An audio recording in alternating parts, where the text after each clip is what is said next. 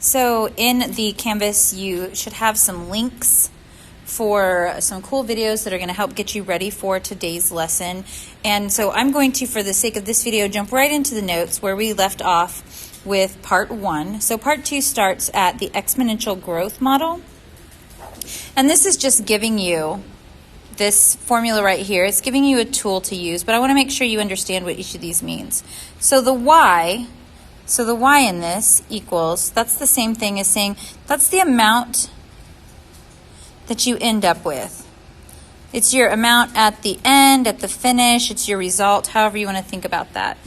The a, that is the amount you start with. So the amount at the beginning, the amount at the start. Sometimes it might be referred to as principal. Let's see, T, that refers to the time. And R, there, I want you to notice something about R here though. R is, it says plus R. So here, R is, as you would expect, R is the rate. But in this case, the rate is added. Okay, and that's because we're dealing with growth. So that makes sense with our intuition that it's growth if it's larger than 1. So it's 1 plus that rate. And now we can contrast that with our decay model. So this is that tool that we have to work with where, again, say y, that's the amount at the end, your result, what you end up with, what you're hoping to get. Your a, that's the amount you start with, your initial amount, your amount at the beginning. Your T, again, refers to time. And what's different about this is that your R is still your rate, but this time it is subtracted from 1, which again follows kind of with that logic we were already feeling where exponential decay is between 0 and 1. Another model that we're going to work with is the compound interest. So for this, it says, consider that the initial principal P is deposited into account that pays interest at an annual rate, R, expressed as a decimal, compounded n times per year, and the amount A in the account after T years is given by, well, that means it's basically, those are a lot of words helping you identify all the pieces of this tool that they just gave you. So let's look at this. The amount that we end up with, that's our A. So that's the amount at the end, the amount when we're finished, the resulting amount, the total. This P, that's the amount that we start with, the amount at the beginning, the amount at the start. P also talks about principal. So the amount that we initially invest, so our starting amount that we give in, that is P. And again, we're dealing with 1 plus that rate, but how do we get that rate here? Well, here it is R divided by N, where R, that is our rate, just as you would imagine. But I want you to make sure anytime that you're calculating this, you are doing it in decimal form. So let's just take a quick sidebar on this.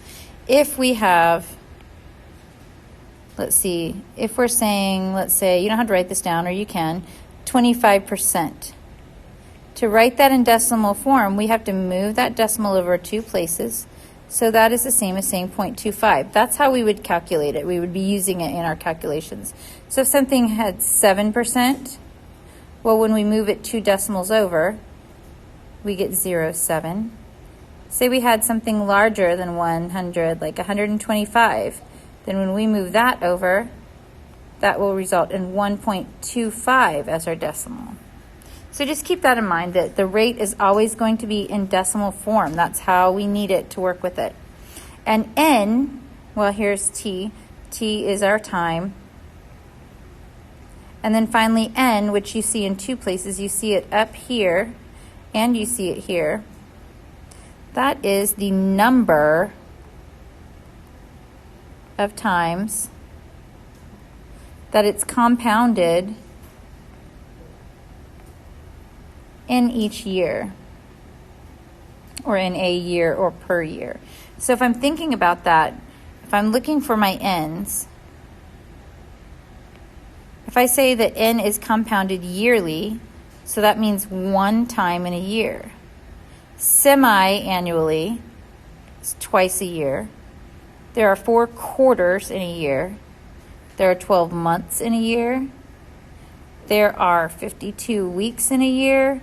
And if it's daily, and I did have a question asking about leap year, for the sake of all the work that we're going to be doing in this class, we're going to assume that there are only 365 days in a year. So that gives us all the tools that we need, all the mechanisms for us to calculate the final examples in our lesson. So let's skip on over to the next page, the examples. Yesterday we left off at number 5. Today we're going to pick that right back up at number 6. We're dealing with applications. So this particular application talks about bacteria. So we can talk about money, we can talk about population, we can talk about bacteria. There's a lot of different ways where we might use exponentials in modeling. Number 6, the number of bacteria, y, in thousands in a culture can be approximated by the model y equals 100 times 1.99 raised to the t power, where t is the number of hours the culture is incubated. And I'm going to change this, make it a little bit thicker, and show you. I really want to draw your attention to this. This is that model that they're telling us to deal with. That is going to be important, okay? So it's going to ask us a few very specific questions that's going to help us think our way through this. Let's tell whether the model represents exponential growth or decay. Well, yesterday we learned that if our base number next to the exponent is bigger than 1, so greater than 1, it's growth, less than 1, but greater than 0, it's decay. Well, here my base number is 1.99. So 1.99 is greater than 1, so I know that this is exponential growth.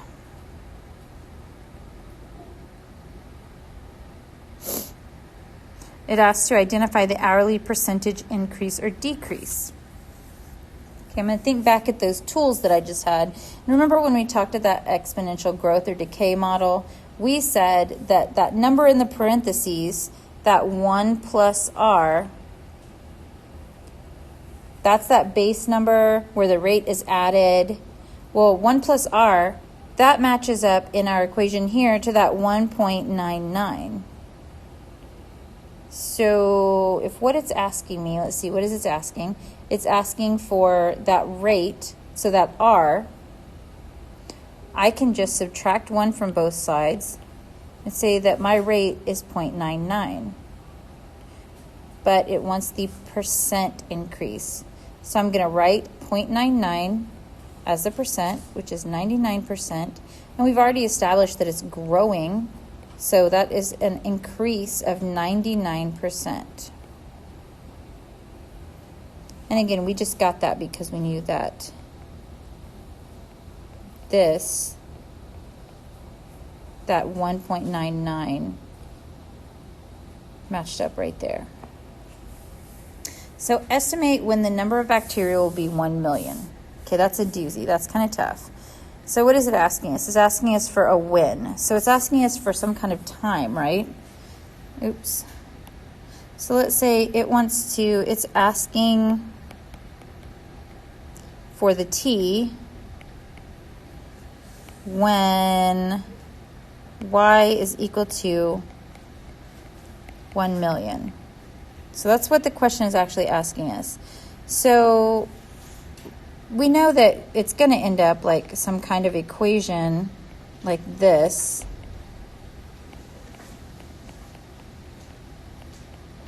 But that throws us for a loop because we've got that t as an exponent, and we haven't learned yet how to solve for a t that's an exponent. And we're just estimating anyway, so we need to think how else might we go about solving this? Well, I'm thinking, I know that I could graph it. And when I graph it, I'm going to put in my calculator, let's see, I'm going to put in my calculator y equals that given model, 100 times 1.99 raised to the t. But I also want to know where y is equal to 1 million. So I need to graph these two lines and look at the intersection, and that will give me my exact answer. So if you're on your TI-84 or TI-84 plus, we want to go to that y equals button up at the top. And your first y, so y1, that's going to be that 100 times 1.99 raised to the t. And that second y, that's going to be your 1 million. That's telling it, well, we want y to also equal that. Did I write that? There we go. Now, once I've done that in my calculator, and I know you can't see my calculator as I go, so it's kind of difficult, but then I'm going to graph it. So I'm going to hit that graphing button that just tells me to graph. And that's going to give me something that looks like it's got two lines on it. So I'm going to have my axis, and then I'm going to have my exponential, and then I'm going to have my straight line. What I'm looking for is this point right here. That is that sweet spot that's going to answer my question, okay? But I'm looking at it, and I can't really see because it's so far away on there. I might have to adjust my window and make sure that my y value is greater than 1 million. My y max is greater than 1 million to make sure we get up there. But once I get my graph like this, and it's in a window that I can see it, I want to find that intersection. So what I'm going to do is I'm going to hit, oops, let's get rid of that. I'm going to hit second. I'm going to hit my second button and my trace button. So second, trace. So that's going to give me my calculations. And then I want option number 5 because it says like intersect or intersection. I'm not sure which it says. Then once it comes up, it's going to give me a screen where it asks me a couple questions at the bottom. Is this my first curve? Is this my second curve? My guess? So I'm going to hit enter 3 times. Okay, I'm going to hit enter, enter, enter. And then I'm going to get something that says x equals this number and y equals this number. So what I want is when y is whatever it tells me, what is my x? So after plugging all of this into the computer, you should get that your x is equal to approximately, and x and t are interchangeable at this point just because our calculator is talking in x's and y's, not t's. So, but t, or in your calculator, so x is equal to 13.4 hours.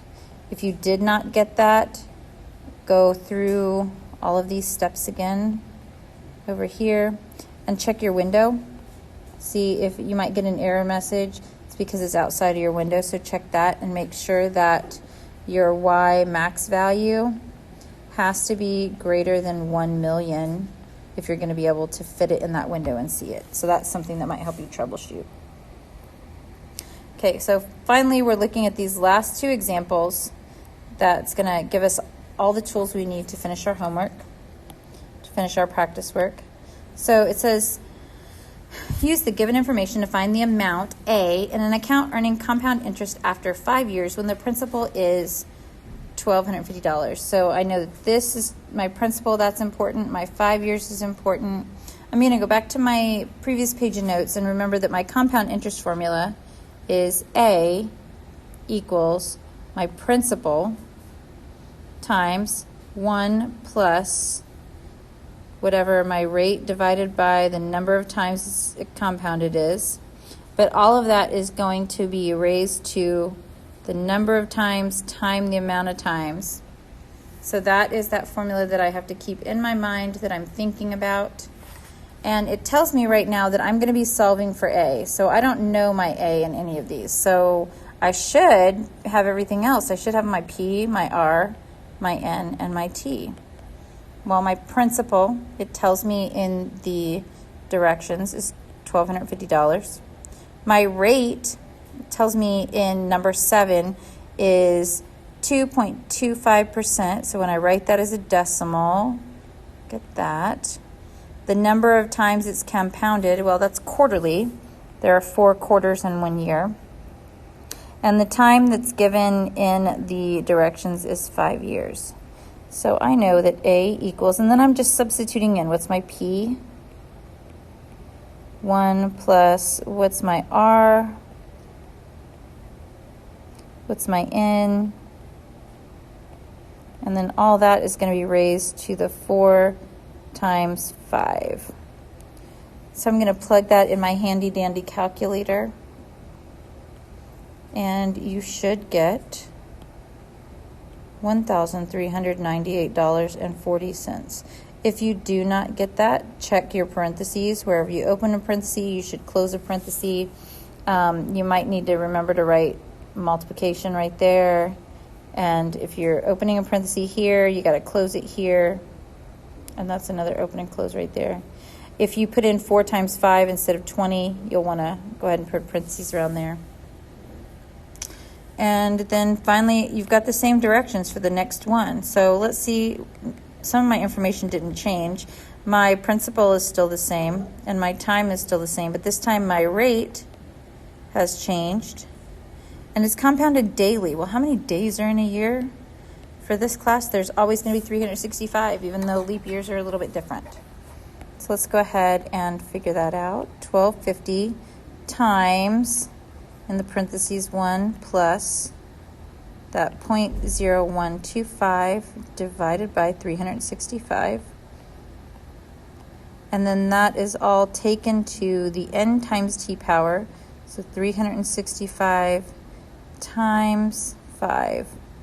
If I plug that all in my handy dandy calculator, you will get the result of,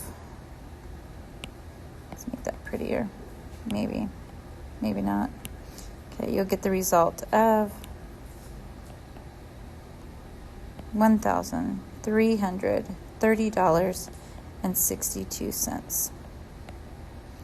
And that is the end of 6.1 Part 2 notes. You have all of the information you need to finish your assignment.